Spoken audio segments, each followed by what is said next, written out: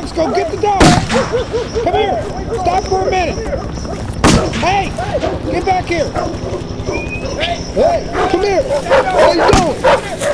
What you doing? Come here. Hey, come here.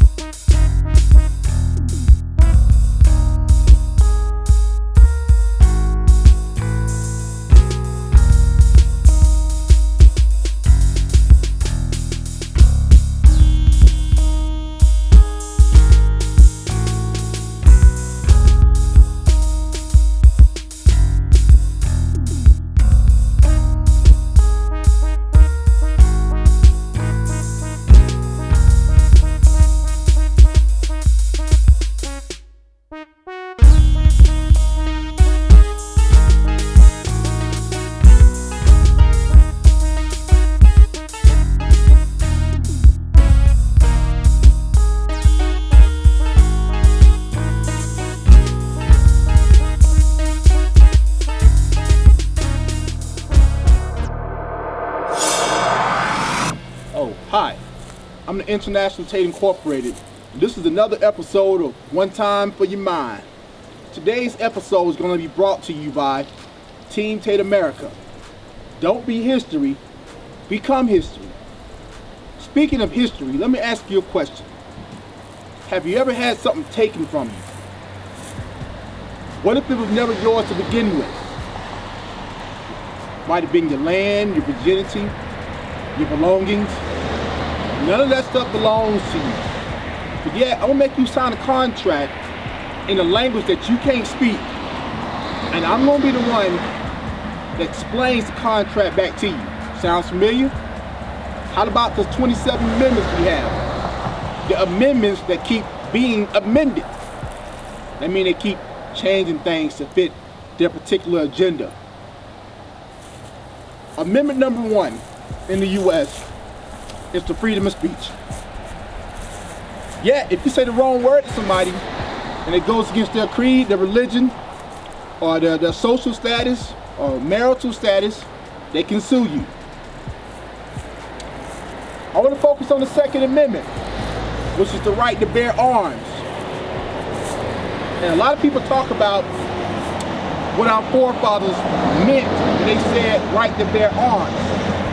Who were they talking about? Guess what? We don't know.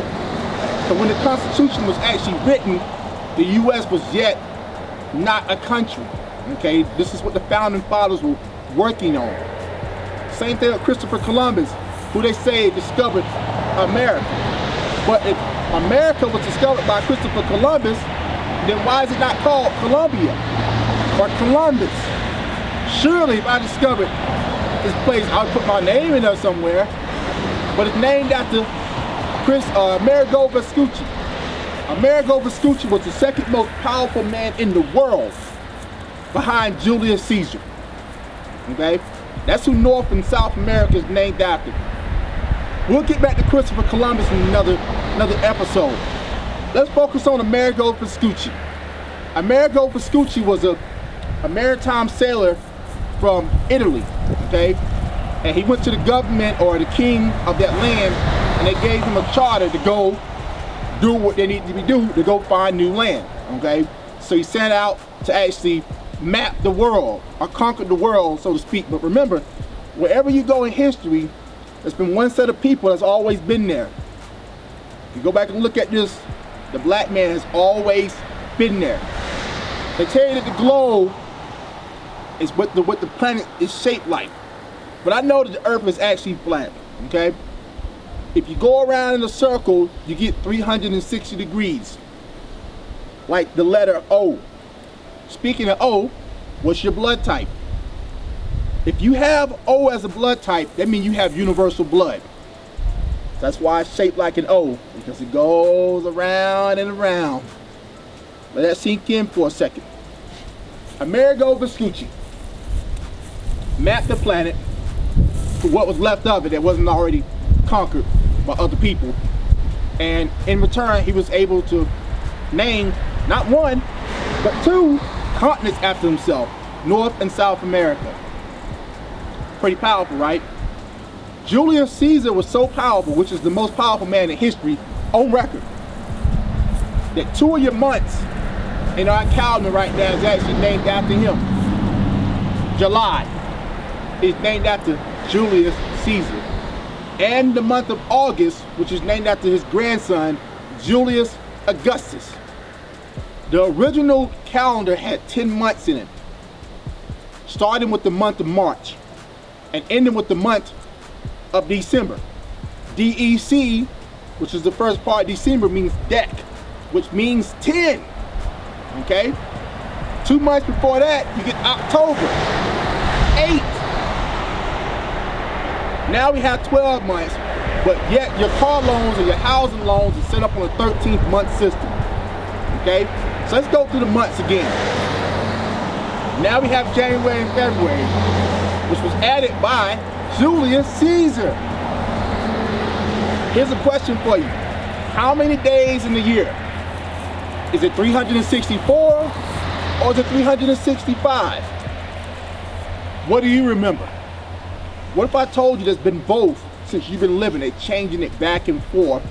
But see, it's happening on such a small scale that you don't even recognize it.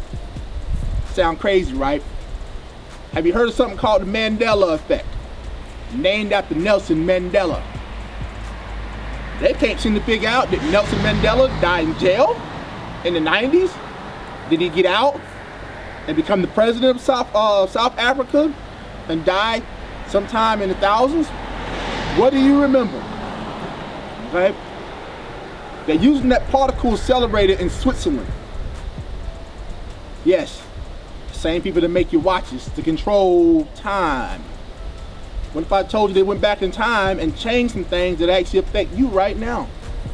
Famous movie quotes, product placement, clothing, whole cities, continents, and towns have moved, names have changed. Some of your artists and movie stars, the names are spelled differently. And that sink in for a second. If you're able to do that, what else have you did that we don't know about? History for the black man starts at the slave ship. Okay? 2 months from now, in the month of February, you have Black History Month. But if you're black every month. Let's sink in for a second. In Black history, they tell you about slave ships, MLK, President Barack Obama, and modern day. That's your whole history in 28 days, or if it's a leap year, 29 days. I'm still learning about myself 30-something years later. So how can you tell me about me in 28 days? You can't. Unless you shorten things up and kind of, skim over it a little bit. What was black people doing before the slave ship? Now that's a question that nobody can answer. When you're in school, you're taking up world history, you're learning about King James and all these people right there, kings and queens. None of these people mention you. But they're not out there cutting their own grass. They're not cooking their own food. They're not making their own clothing. Then who do you think is doing it? Same thing with President George Washington. He owned so many acres of land, but not one history book will mention the fact that he owned slaves. Who do you think got a sling blade out there cutting grass and acres? It definitely ain't him, I promise you that. But let that sink in for a second. I don't want to take up too much of your time, but I'm going to leave this thought for you. Who do you really belong to? Are you really free? One time from your mind, thank you for your time.